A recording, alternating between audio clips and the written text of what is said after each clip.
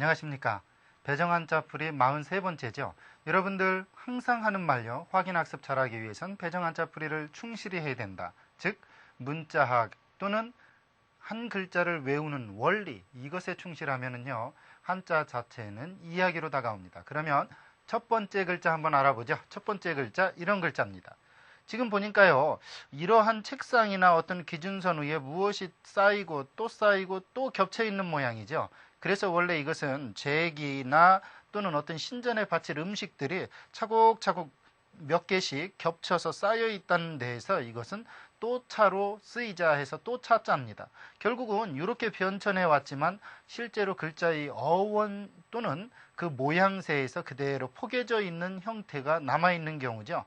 예를 들어서 이런 경우는요, 차치하다, 또 내버려 두다 라는 뜻이죠. 그 다음 구차하다, 이것이 또 차라는 뜻 외에도 구차할 차라는 글자가 있다는 이야기죠. 물론 여기에서 이 만일구 또는 만약구, 진실로 구차가 그 진실로 구라는 이런 글자가 여기서도 구차할 구라는 뜻으로도 쓰입니다.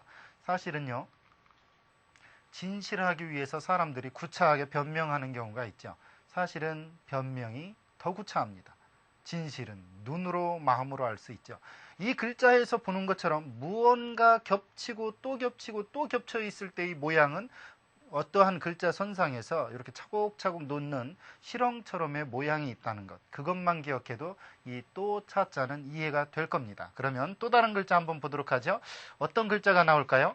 이번 글자는 이차라는 글자입니다.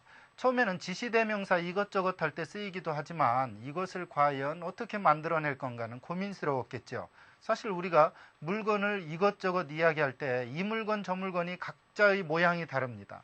그런데 과연 이것을 어떻게 이야기할 건가 고민했겠죠. 그럼 그 만든 원리로 한번 같이 가보죠. 이렇게 만들어졌습니다.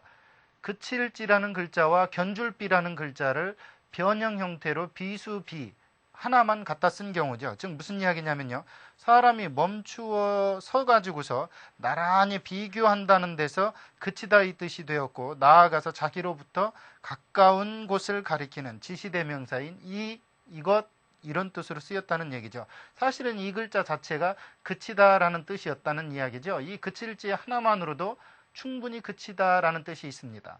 그런데 바로 옆에 견주다를 나타내는 견줄비가 왔다는 얘기죠. 즉 두 사람이 나란히 그쳐가지고서 무언가 비교해보다 라는 뜻으로 쓰이다가 비교하는 것은 이것과 저것을 비교한다는 데서 2차로 쓰였다는 얘기죠.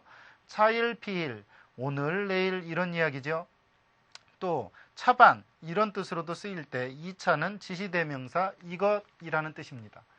사실 영어에 해당하는 this 또는 it라는 단어를 한자로 표현할 때는 갈지 아니면 2차 또는 우리가 아는 이것저것 하는 이사라든가 이 지시대명사가 여러 가지가 있습니다.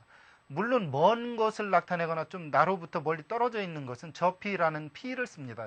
예를 들어 우리가 this is 또는 that 할 때 제 발음이 좀 옛날 발음이죠. 네, 요즘 발음은 that이라고 안 하더군요. 어쨌든 그러한 경우를 나타낼 때 there라든가 어떤 좀 나로부터 멀리 떨어져 있는 것을 얘기할 때는 P라는 글자를 쓰고요. 나로부터 가까이 견주어 볼 수 있는 정도의 가까이에 있는 것은 2차를 쓴다는 것. 그것만 기억하셔도 여러분이 2차자를 그칠지 옆에 견줄비의 변형 형태 숟가락비 또는 여러분이 비수비라고 배운 글자 하나, 그것만 합쳐져서 만들어진다는 것 잊지 마십시오. 또 다른 글자 한번 보죠. 어떤 글자가 나올까요? 이번 글자는 무언가 빌리다 라는 뜻입니다. 사실 이런 글자를 영어에서 렌트라고만 딱 발음이 나오면 아주 헷갈려요. 사실은 한자에서는 빌리다, 빌려주다 이런 피동과 자동의 뜻이 두 가지가 하나로 쓰이는 경우가 많아요. 우리 예를 들어 임대차 보호법 또는 차관 따위로 할 때 빌리다와 빌려주다가 같은 자로 쓰인다는 게 참 주목할 일입니다.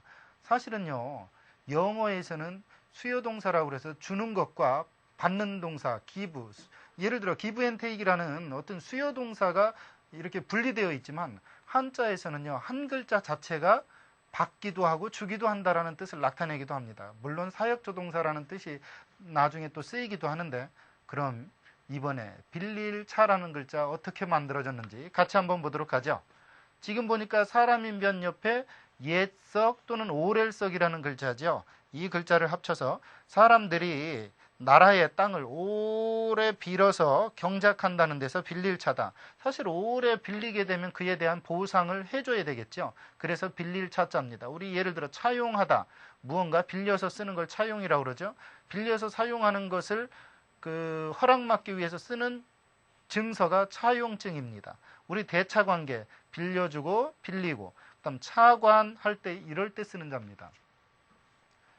사실은요. 누군가에게 오래도록 빌려 쓴다는 거 참 마음 아프고 안쓰러운 일입니다. 그런데 한 가지만 오래 빌려 쓰십시오. 그게 뭐냐면요. 사랑입니다. 사랑은 오래 빌려 쓸 수 있는 만큼 오래 쓰면요. 더 빛나죠. 이 세상에서 빌려 쓰는 것만큼 구차한 게 없지만 사랑만큼은 오래 빌려서 쓰십시오. 특히요. 갚을 수 있을 만큼 빌려 쓰십시오. 그 이야기는 뭐냐면요.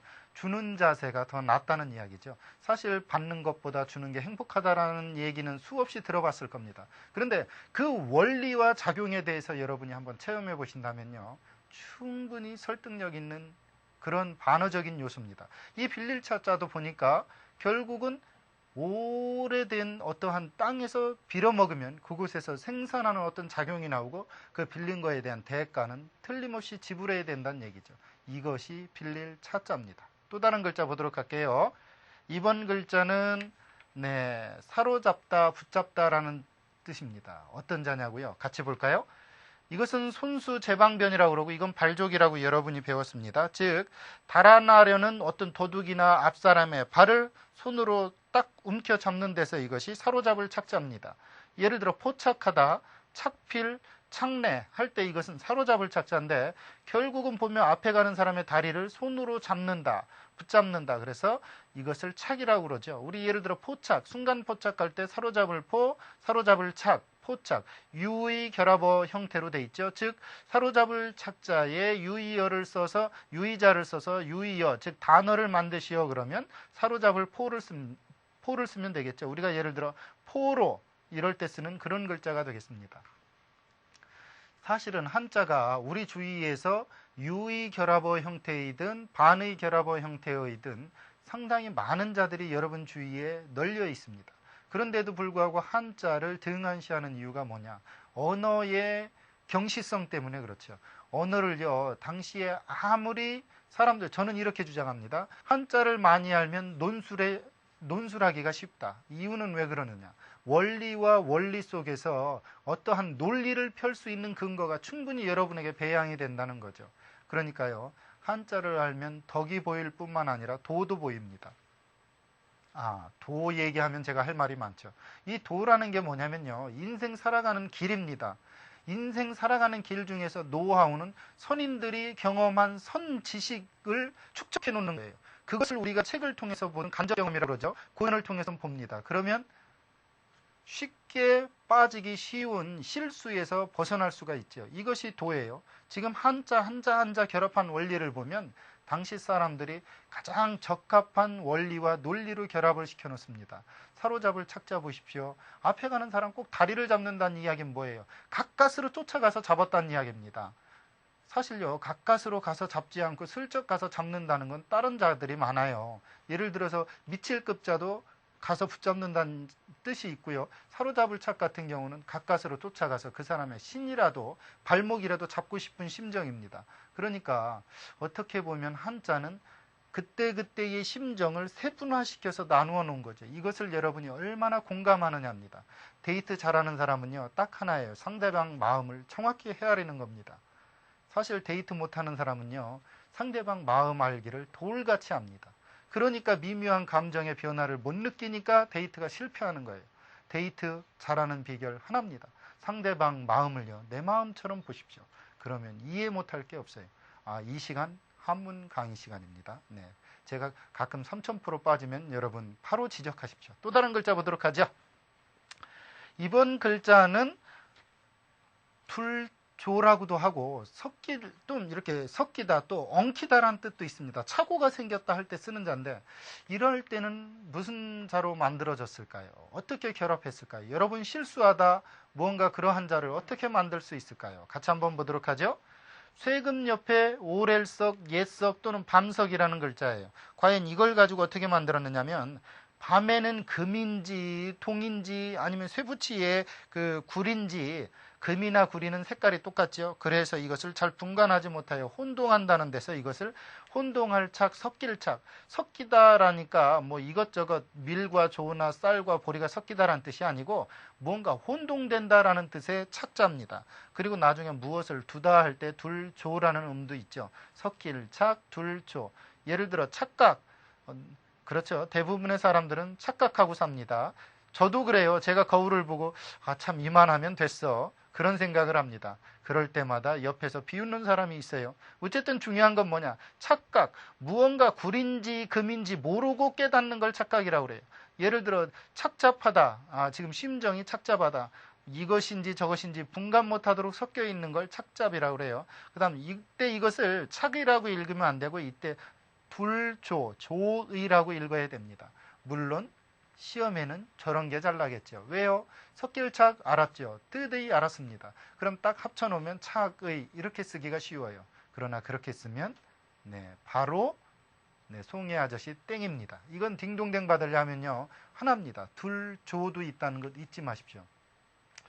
예를 들어서 우리가 그 착간이라고 그래서 그 원고를 쓸 때 이 문장과 저 문장이 서로 엉키는 문장을 이렇게 화살표로 쫓아가는 걸 착간이라고 그래요. 그때는 섞일 착자입니다. 그렇죠? 무언가 혼동됐다는 얘기잖아요. 그런데 이것을 뜻을 그 안에 기록해 두는 것을 조의라고 그러는데 이때는 둘조라는 것 잊지 마십시오. 물론 시험에는 조의로 더 많이 나겠죠. 물론 여러분이 밑줄을 치든 별표를 하든 그건 여러분 마음입니다. 별표를 한 학생은 나중에 별 볼 일이 있을 거고 별표를 안 한 학생은 별 볼 일이 없을 겁니다. 또 다른 문장 보도록 하죠. 이번 글자 어떤 글자일까요? 무언가 돕다라는 뜻입니다. 도울찬이라는 자인데 어떻게 만들어졌는지 같이 보도록 하죠.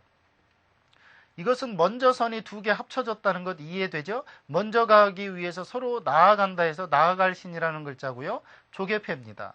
그러면 나아가다와 조개패, 즉 돈과 나아가다 무슨 이야기가 될까요? 즉 모임에 나아가 가지고서 금품, 즉 돈을 행사에 찬조한다는 데서 도울찬자, 기릴찬자입니다. 사실은요 무언가 기리다, 돕다라는 뜻은 금품이 가야 돼요. 마음만 태산 같아야 상대방을 알 재간이 없습니다. 즉 그 모임 같은 데 나아가 가지고서 그것도 먼저 가겠다고 아우성 치면서 나아가 가지고서 금품으로 돕는다. 그래서 도울찬, 기릴찬. 우리가 찬성하다, 찬조하다, 찬부, 찬성하고 거부하고를 찬부라고 그러죠. 우리 예를 들어 찬성권 또는 거부권 할 때 이때 찬부라고 이야기합니다. 물론 반의어죠. 여러분 밑줄 친 학생은 상당히 현명한 학생입니다. 왜냐? 이 기릴찬, 도울찬의 반대말을 쓰시오. 그러면 안일, 부를 써야 되기 때문입니다. 예를 들어 찬성, 거부 이거는 반의어잖아요. 그거 여러분들이 꼭 알아둬야 되겠죠. 중요한 건 먼저 가겠다고 아우성 쳐야 된다는 거죠. 그런 마음으로 도와야 돕는 겁니다.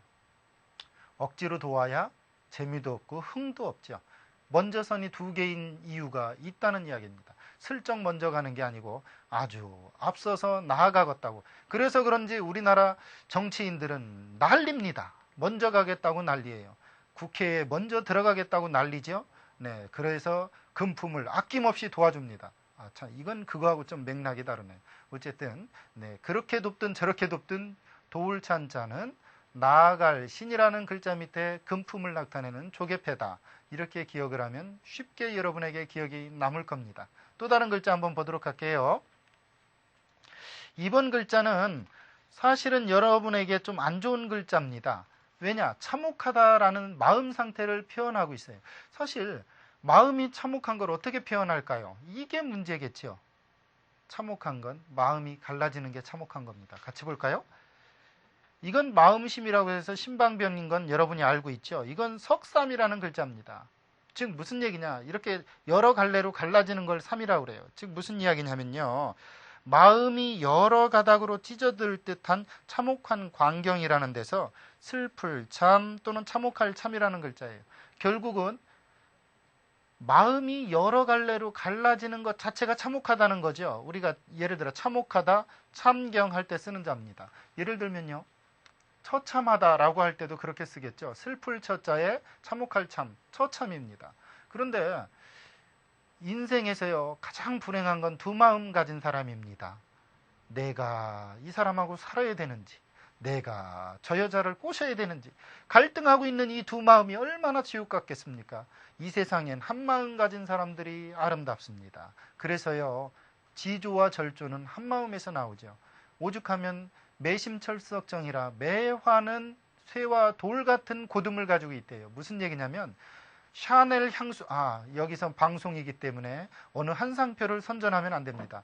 네, 샤비한 향수를 여러분이 품고 있어도요, 매화 향기를 그곳에 갖다 놓으면 매화 향기는 절대 자기 향기를 팔지 않는답니다. 끝까지 살아남아 있대요. 인생 살아가면서 이런 마음을 가지고 있다면요, 누군가를 감동시킬 수 있습니다. 최소한 단 한 사람은 감동시킬 수 있습니다. 단 한 사람을 감동한 사람은 세상을 감동할 만한 힘이 있는 사람이에요. 처참할 참자 보십시오. 마음이 여러 가닥으로 갈라지는 게 참혹하다는 얘기죠. 사실은요, 한 마음이 행복한 거죠.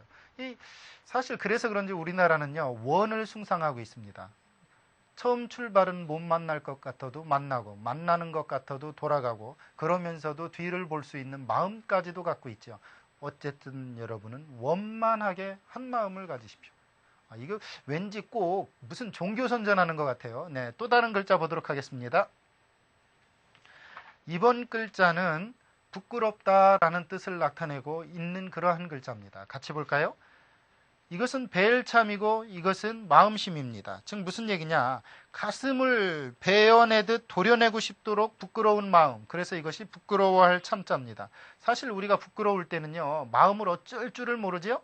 그러한 것을 참이라고 그러는데, 마음을 도려내고 싶도록 어쩔 수 없는 그런 아쉬움, 그런 부끄러움을 이야기합니다. 우리가 참회하다, 무참하게 누구를 짓밟다 할 때 무참, 부끄러움이 없는 겁니다. 그 다음 참괴, 부끄럽고 부끄러운 것을 참괴라고 하죠. 사실은요, 인생 살아가면서 마음 한 구석 도려내고 싶지 않은 사람 없죠. 그것은 무슨 얘기냐? 부끄러움이 있다는 거예요. 이 세상에 사실은 이 부끄러울 괴자를 보면 마음심 옆에 귀신 괴자입니다. 즉 귀신이 나타날 것 같은, 즉 누군가가 나를 보고 있다고 생각하면 부끄러움이 든다는 거예요. 그래서 신독이라 유학은 혼자 있을 때를 삼가할 줄 알아야 됩니다. 여러 사람이 있을 땐 체면에 의해서 삼가하지만 혼자 있을 땐 사람이 무참하게 짓밟히기 쉽지요. 혼자 있을 때 조심하십시오. 누군가가 보고 있습니다. 그건 누군가냐? 본인이 보고 있다는 얘기예요. 나라는 것. 그래서 불교에서 유아독존이라고 할 때 오직 나 혼자 귀하다라는 표현을, 이 나라는 개념을 부처라고 생각을 하대요. 그게 아닙니다. 부처와 자기 합일점, 자기 자신입니다. 자기 자신이 가장 귀하다는 이야기죠. 이걸 모르고 부처가 가장 귀하니까 부처만 섬긴다. 그 예수님도 그런 말을 했죠. 나로 말미암지 않고는 천국에 갈 수 없다. 나라는 건 누구냐면 자기 자신을 얘기하는 겁니다. 예수 자신을 이야기하기도 하지만 예수와 동일시된 본인, 합일된 본인, 본인으로 말미암지 않고는 천국에 갈 수 없다. 즉 무슨 얘기냐? 양심과 본인의 마음 상태로 돌아가지 않고서는 갈 수 없다. 혼자 있을 때 삼가하는, 혼자 있을 때 자기 자신에게 부끄럽지 않는, 이거라는 얘기죠. 죄송합니다. 이거 왠지 신앙 강의 같은 분위기로 삼천포 빠질 때 여러분 꼭 얘기하라고 그랬잖아요. 그죠? 네, 바로 다른 글자 들어갑니다. 네, 제가 참 부끄럽군요. 네, 이번 글자 같이 보도록 하죠. 같이 보겠습니다. 이것은 부수는요, 나릴입니다. 그런데 위에 건 나릴 헤일이고 밑에 건 가로알이에요. 즉 헤일 두 개도 아니고 가로알 두 개도 아니고 헤일 밑에 가로알. 무슨 얘기가 됐을까요? 해처럼 영원히 말하여질, 즉 전하여질 아름다운 말이라는 데서 창성할 창자입니다. 즉 해처럼 맑다, 해처럼 찬란하다. 즉 해는 공평하다고 믿고 있었고 어김없다고 믿고 있었기 때문에 해처럼 전하여질 어떠한 그런 아름다운 말은 창성해야 된다, 번창해야 된다 해서 창성할 창자입니다. 우리 예를 들어 찬성, 창성, 번창, 창평 이럴 때 쓰는 자입니다. 사실은요, 저는 해처럼 늘 빛나고 있기 때문에 제가 말하는 것 자체가 창성할 창자입니다. 거부권을 행사하는군요. 다음 글자 보도록 하겠습니다. 여러분이 벗겨져 보십시오. 그 심정 이해합니다. 벗겨지지 않은 학생들이 어떻게 알겠습니까? 네, 이번 글자 같이 보면요. 딱 보니까 밥식 밑에 입구라는 것 이제는 여러분이 분석할 수 있겠죠. 물론 부스도 여러분이 딱 알다시피 무슨 자가 될까요? 그렇죠. 밥식의 부스는 여러분이 언뜻 보면 이게 입구거니 또는 밥식이거니 생각하지만 밥식 자체가 어디로 사라졌어요. 그 다음 입구로 들어가기엔 이 의미가 밥식에 너무 가깝습니다. 그래서 이거 부스는 사람인 시험에 잘 난다는 것 별표하십시오. 사실은요, 이 곶집창, 즉 요즘 말로 말하면 창고라는 거를 쓸 때 창고창인데 창고 중에서도 쌀을 넣어놓는 창고를 창이라고 그랬단 얘기예요. 그리고 이것처럼 고라고 그래서 곶집고, 수레를 넣어놓는 것, 즉 뭔가 기구를 넣어놓는 걸 고라고 많이 썼습니다. 그러나 지금은 합쳐서 창고라고 하죠. 중요한 것은 무슨 얘기냐? 사람이 먹는 곡식을 넣어두는 곳, 즉 곡식을 넣어두는 출입구가 있는 곳, 그런 데서 이걸 곶집창 또는 창고창 이렇게 쓰이는 자고요. 유의어는 창고할 때 곶집고자가 되겠죠. 그러면서도 이 글자가 또 무슨 뜻도 있냐면 창졸하다, 순식간에 이런 뜻도 있습니다. 예를 들어 창졸, 곡창 이럴 때 쓰는 얘기죠. 언뜻 보면요, 글자는 하나의 의미를 가지고 출발하지만 비슷한 뜻으로 많이 확장이 돼서 해석이 됩니다. 우리 순식간을 나타낼 때 과연 이걸 한자로 어떻게 표현할까? 창졸간이다 라고 할 때 창이 무슨 창자냐? 곶집 창자입니다. 왜냐하면 전쟁이 일어났을 때 제일 먼저 하는 일이 뭐냐? 적군의 창고, 곡식 창고를 점령하는 일이에요. 그래야 적군은 굶어 죽든, 우리가 손자병법에 보면은 제일 먼저 첫 번째 화공법을 써서 적군의 사람을 살상하는 것이 아니고 제일 먼저 곡식 창고를 쏴라.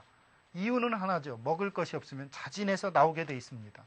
그렇잖아요. 그러니까 이 창고도 순식간에 무언가 불이 난다는 데서 창졸간 할 때 쓴다는 얘기예요. 우리가 창졸간에 당했어, 순식간에 당했어 라고 할 때 이 창은 그럴 때 쓴다는 이야기입니다. 또 다른 글자 보도록 할게요. 요즘이야 그 아이들이 하는 말이 있어요. 뭐라고 그러냐면 먹을 거 없으면 슈퍼에 전화하세요. 마트 가면 되죠. 옛날에 그런 개념이 아니죠. 자기 곳간에 쌀이 없으면 바로 한겨울에 죽는 겁니다.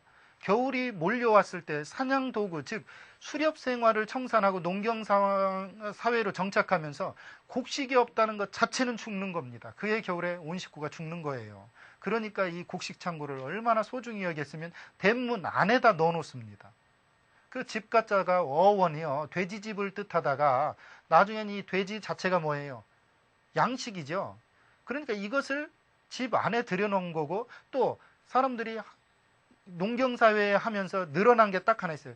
기나긴 겨울 두 내외간이 이 자식만 만들어요. 그러니까 이 돼지 자식처럼 이게 사람이 많이 모여 산다 이 말이에요. 그래서 집가자는 그렇게 만들어진 겁니다. 집 안에 돼지처럼 사람들이 모여 산다. 네, 좀 바글바글 살죠. 네, 제가 아는 어떤 엄마인데 그 아이가 11살이에요. 그런데 그 엄마가, 어머니 형제가 13이랍니다. 딸이 12이고 아들이 딱 하나, 삼촌이 딱 하나랍니다. 옛날에는 이보다 더 합니다. 지금은 어떻게 조절이라도 하지만 옛날에는 이게 어쨌든 그렇거든요. 겨울을 따뜻하게 보내려면 이게 서로 좀 가까이 있어야 되거든요. 이러다 보면 이게 다정이 병인 양하야 그렇게 되는 거예요. 중요한 건 뭔 얘기냐면 곡식이나 어떠한 것을 지키지 않으면요, 지금 같은 개념이 아니에요. 완전히 죽는다는 개념이죠. 그러니까 이 창고는 순식간에 빼앗길 그러한 요소이기 때문에 꼭 지켜야만 된다는 얘기입니다. 이러한 이야기를 하면 지금 개념으로 옛날 사람들이 글자를 만든 어원을 좀 더 적극적으로 이해하게 될 겁니다. 그러면 또 다른 글자 한번 보도록 할게요. 이번 글자는요, 곡식창, 여러분이 배웠던 곶집창이라는 글자 위에 초도 2개가 들어갔어요. 과연 이게 무슨 뜻으로 쓰였을까요? 풀을 베어가지고서 창고에 무언가 쌓아놓듯이 차곡차곡 쌓아놓으면 그 풀이 푸르다는 데서 이게 풀을 창자입니다. 원래는 그 풀을 창이라고도 하지만 이 창고 위에 오래되면 뭐가 생기느냐면 지금처럼 그 민들레 홀씨라든가 어떤 게 그 위에서 납니다. 그럼 푸르다라는 개념이 여기서부터 출발을 했다는 거죠. 음은 이걸 빌리고 뜻은 이 풀초를 빌린 그러한 경우죠. 예를 들어 창공, 창백해졌다, 창파할 때 쓰는 자입니다. 결국은 푸를 청보다는 의미가 좀 더 달라요. 푸를 청은 그냥 우리가 예를 들어 블루라는 개념이라면 이 푸를 창자는 뭔가 좀 짙고 넓은 의미가 있습니다. 왜 그러냐고요? 먹는 것 위에 풀이 났거든요. 그러니까 얼마나 더 창백해지겠습니까? 그런 의미로 쓰인다는 이야기죠. 또 다른 글자 보도록 할게요. 이번 글자도 곶집 창자가 들어갔습니다. 같이 볼까요? 삼수변 옆에 곶집 창. 무슨 이야기가 될까요? 즉 이 창고에 곡식을 넣어놓듯 물이 가득히 쌓인 물이라는 뜻에서 이것은 큰 바다다 해서 큰 바다 창자고요. 또 큰 바다는 푸르게 보인 데서 푸를 창이라고도 합니다. 예를 들어 창강, 창망하다, 창열 이런 뜻으로 쓰이는데 중요한 건 이것이 큰 바다 창이요. 또 하나는 푸른 큰 바다는 원래 푸르게 보이죠. 지금이나 이상한 색깔이죠. 옛날에는 푸를 수밖에 없습니다. 그래서 푸를 창 이런 뜻도 있다는 것. 물론요, 시험에서 여러분이 풀을 창 쓰라고 그러면 창고창 위에, 곶집창 위에 초두가 붙은 걸 써야 됩니다. 이것은 큰 바다 창으로 더 많이 쓰이죠. 우리가 예를 들어 뭐 창해, 큰 바다를 창해라고 그러잖아요. 그럴 때 쓰는 그런 글자입니다. 또 다른 글자 볼게요. 창의 일속, 큰 바다의 쌀 한 톨이라는 뜻으로 창의 일속이라는 이야기도 있는데 그럴 때 쓰는 큰 바다 창자입니다. 이번 글자 같이 보겠습니다. 펼신 또는 납신이라는 글자고요. 물론 이건 펴다라는 뜻입니다. 그 다음에 이것은 햇볕양이라고도 하고 빛날양이라고도 합니다. 마당장 쓰일 때 쓰는 자죠. 즉 무슨 이야기냐. 널리 펴가지고서 공포해가지고서 빛나게 한다는 데서 이것을 화창알창 펼창자입니다. 즉 햇볕이 여러 곳에 피면 펴서 이렇게 널리 퍼지면 화창하죠. 기운이. 그래서 이게 화창알창 또는 펼창자예요. 우리 창달하다. 화창하다, 창무 이럴 때 쓰는 자입니다. 즉 우리가 역사의 무한무한 소명을 창달하여 할 때 이 창자는요. 햇볕이 퍼지듯이 널리 편다는 얘기입니다. 그러니까 저는 이 세상 살아가면서 참 머리 벗겨지면서 일조하는 게 많아요. 세상 살면서. 빛나게 살죠. 남을 비춰주죠. 이게 그렇죠. 그건 외적이군요. 이 내적으로 누군가를 빛내주고 화창하게 해주는 거. 누군가를 만나면 기분이 좋은 사람. 그걸 창인이라고 그래요. 화창한 사람. 그런 사람 되십시오. 또 다른 글자 보도록 할게요. 이번 글자는 나물채라는 글자입니다. 같이 보도록 할게요. 초도 밑에 캘채. 즉 무슨 얘기냐. 심어서 기른 풀을 캔다는 데서 이게 캘채 또는 나물채라는 뜻이 있습니다. 이것만도 캘채고 이 앞에 제방변이 와야 캘차죠.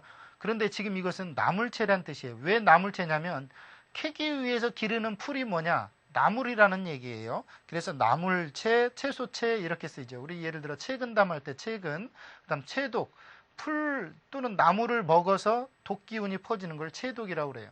물론 옛날에는 그 똥독에 빠져서 분독 걸렸다고 할 때도 있었는데 놀랍게도요.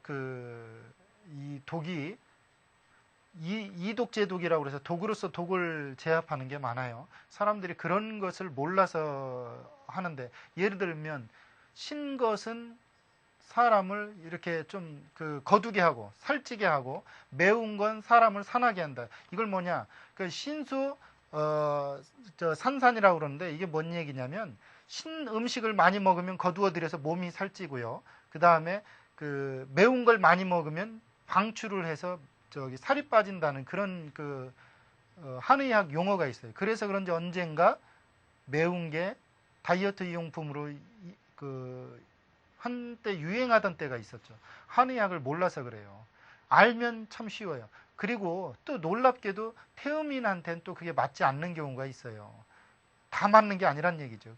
이런 것을 알면 한자를 알면 그러한 원리가 숨어 있습니다. 이 독독자도 보면 자세히 보면 아무한테나 다 나쁜 게 아니에요. 이독, 제독, 나쁜 건 나쁜 것으로 해결하는 경우가 있거든요. 여담 하나 할게요. 어떤 청년과 총각이 점집에 가서 이렇게 만나서 얘기합니다. 우리 둘이 사귀면 뭐 금실이 좋겠습니까? 그러니까 그 역술인 왈 둘은 절대로 사귀면 안 된다 그러더래요. 결혼할 수 없다. 그러니까 이 두 사람이 와서 한탄을 합니다. 세상에 우리는 만나면 안 되느냐? 어때 이런 법이 어디 있느냐? 사실은요, 그 사람들이 결혼 날짜를 최악으로 잡으면 돼요. 무슨 얘기냐면 나쁜 사주는 나쁜 날 잡아서 그것을 극복을 하면 돼요. 이러한 것을 모르고 나쁜 사주라고 만나지 말라고. 아, 왜 만나지 말라고 그래요? 세상에 두 사람 마음이 얼마나 지금 애절한데, 그죠? 그래서 비가 내리는데 말이에요. 야, 또 다른 글자 한번 보도록 하죠. 제가 오늘은 약발을 좀 많이 파네요. 이번 글자 채색할 책자입니다. 우리가 무언가를 채색하다 어떻게 만들어졌는지 같이 보도록 하죠.